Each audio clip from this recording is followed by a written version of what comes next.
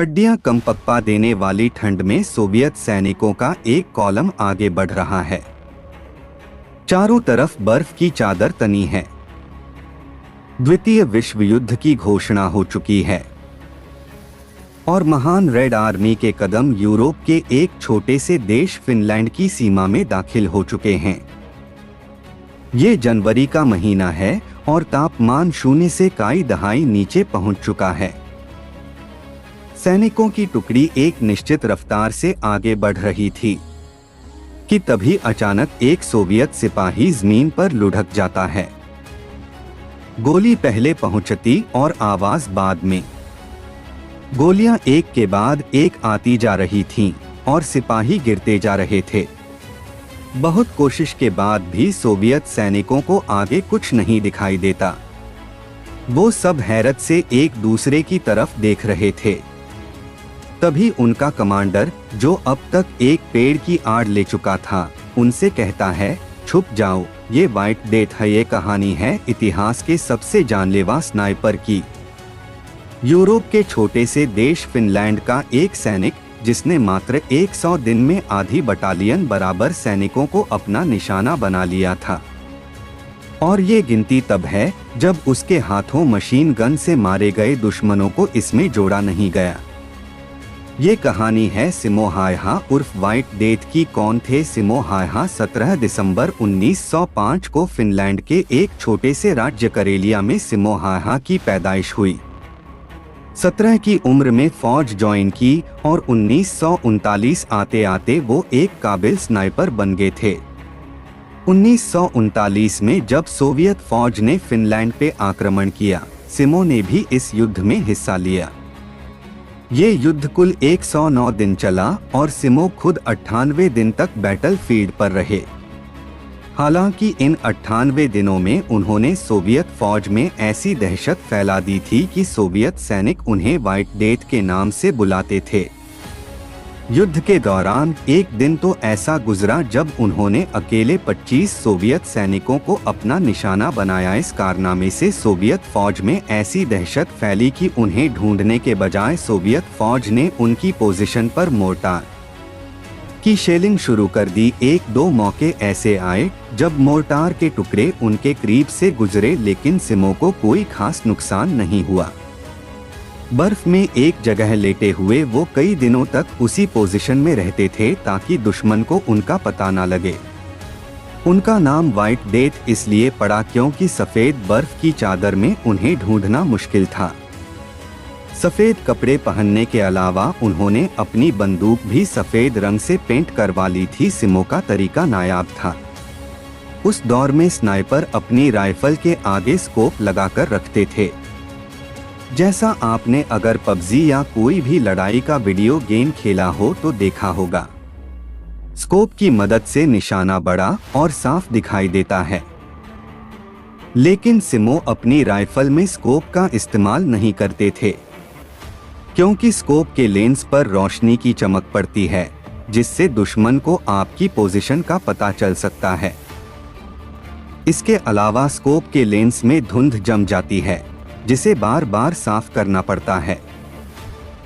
उनके बरक्स Soviet sniper scope का इस्तेमाल करते और इसे वजह से सिमो का निशाना बन जाते। ठंडे मौसम में सिमो कई दिनों तक एक ही जगह पर बैठे रहते और ठंड से बचने के लिए कई तहों में कपड़े पहने रखते थे। अपनी जेब में वो चीनी और ब्रेड के कुछ टुकड़े रखते थे ताकि समय समय पर उन्हें खाते रहने से उनका शरीर गर्म रह सके। सिमो का नियम था कि सुबह होने से पहले ही वो एक ठीक जगह चुनकर उसे अपना अड्डा बना लेते और सूरज ढलने तक वहां से नहीं हिलते। सिमो का अनुशासन इतना तगड़ा था कि लड़ाई के दौरान वो अपने मुंह में बर्फ डाल लेते थे ताकि उनके मुंह से भाप ना निकले। भाप से उनकी पोजीशन का पता चल सकता था।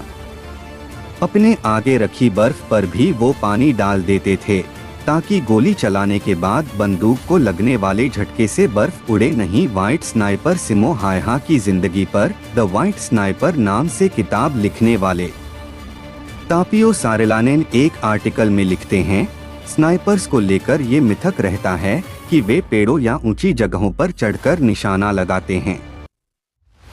लेकिन हायहा से जब इस बारे में पूछा गया तो उन्होंने हंसते हुए जवाब दिया, पेड़ों से न सिर्फ सटीक निशाना लगाना मुश्किल होता है, बल्कि अगर आपकी पोजीशन पता चल गई तो आपके पास भागने का भी कोई ऑप्शन नहीं होता। अब सवाल ये कि वो बंदूक कौन सी थी जिससे सिमो हायहा ने ये कारनामा किया, और इसमें खास ऐसा क्या था।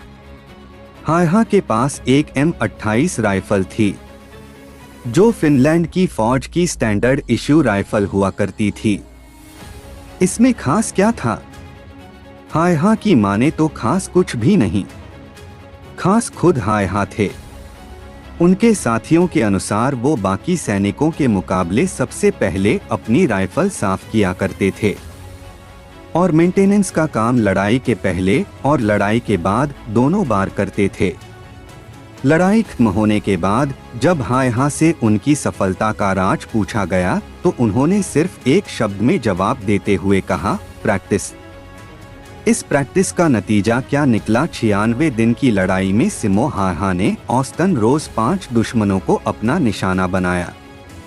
इनमें वो लोग शामिल नहीं थे जो हायहा की मशीन गन का निशाना बने थे। युद्ध के अलग अलग दस्तावेजों में हायहा के हाथों मारे गए लोगों की गिनती अलग अलग बताई गई है, लेकिन उनके खुद के संस्मरणों के अनुसार उन्होंने 509 लोगों को स्नाइपर से निशाना बनाया था। एक खास बात ये भी थी कि हायहा के ये संस्मरण सालों तक छिपाकर रखे गए और साल 2017 में जाकर इन्हें प्रकाशित किया गया। अपनी किल लिस्ट के बारे में वो लिखते हैं, ये मेरे पापों की लिस्ट है। लड़ाई के बाद हायहा को फिनलैंड में हीरो का दर्जा मिला क्योंकि उनके बड़े योगदान के कारण ताकतवर सोवियत फौज भी फिनलैंड को जीत नहीं पाई। 103 दिन चली लड़ाई के बाद सोवियत फौज फिनलैंड के मात्र 9% हिस्से पर कब्जा कर पाई। इस युद्ध में सोवियत फौज को इतना नुकसान हुआ कि अंत में उन्हें संधि करनी पड़ी और विश्व पटल में सोवियत प्रीमियर जोसेफ स्टालिन की अच्छी खासी किरकिरी हो गई। इस युद्ध का एक विषयांतर ये भी है कि फिनलैंड में रेड आर्मी के खराब प्रदर्शन ने हिटलर को बढ़ावा और ये विश्वास दिया कि वो सोवियत संघ पर हमला कर उन्हें हरा सकते हैं। जबड़े में लगी गोली 6 मार्च 1940 की तारीख। युद्धबंदी की घोषणा में सिर्फ एक हफ्ता बचा था जब सिमो हायहा एक लड़ाई में बिजी थे। इस दौरान एक गोली आकर सीधे उनके चेहरे पर लगी और उनका जबड़ा फाड़ते हुए निकल गई। सिमो हायहा वहीं गिर पड़े। उन्हें मृत समझकर बाकी मृत सैनिकों के साथ रख दिया गया। किस्मत से उनके एक साथी ने देखा कि उनका एक पैर अभी भी हिल रहा था। सिमो को अस्पताल ले जाया गया। उनका आधा चेहरा गायब हो चुका था, जिसे दोबारा रिस्टोर करने के लिए 26 बार ऑपरेशन किया गया। एक दिलचस्प किस्सा ये भी है कि उनकी मौत की खबर जब सोवियत फौज तक पहुंची तो वहां जश्न का माहौल हो गया। सिमो की मौत की खबर अखबारों ने भी छाप दी थी। इसलिए होश में आने के बाद सिमो ने अखबार को एक लेटर लिखकर अपनी गलती सुधारने को कहा। उन्हें पूरी तरह ठीक होने में 14 महीने का समय लग गया। ठीक होने के बाद सिमो एक बार फिर फौज में जाना चाहते थे, लेकिन उनकी सेहत और उनके स्टेटस को देखते हुए उन्हें दोबारा लड़ने की इजाजत नहीं दी गई। वित्त आयोग का काम क्या होता है? वित्त आयोग संविधान के अनुच्छेद 280 के तहत स्थापित एक संवैधानिक बॉडी है। हर 5 साल पर इसका गठन होता है और 5 सालों में केंद्र और राज्यों के बीच पैसा कितना बंटेगा, कैसे बंटेगा, इसकी देखरेख करता है। इस पर सिफारिशें करता है। अंग्रेजी में फिस्कल फेडरलिज्म या हिंदी में राजकोषीय संघवाद को मजबूत करने की दिशा में काम करता है।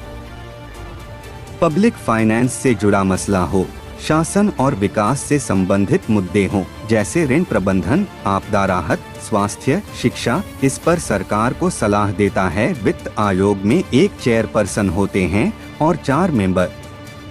चेयरपर्सन को पब्लिक अफेयर्स के मसलों पर भारी भरकम अनुभव होना चाहिए।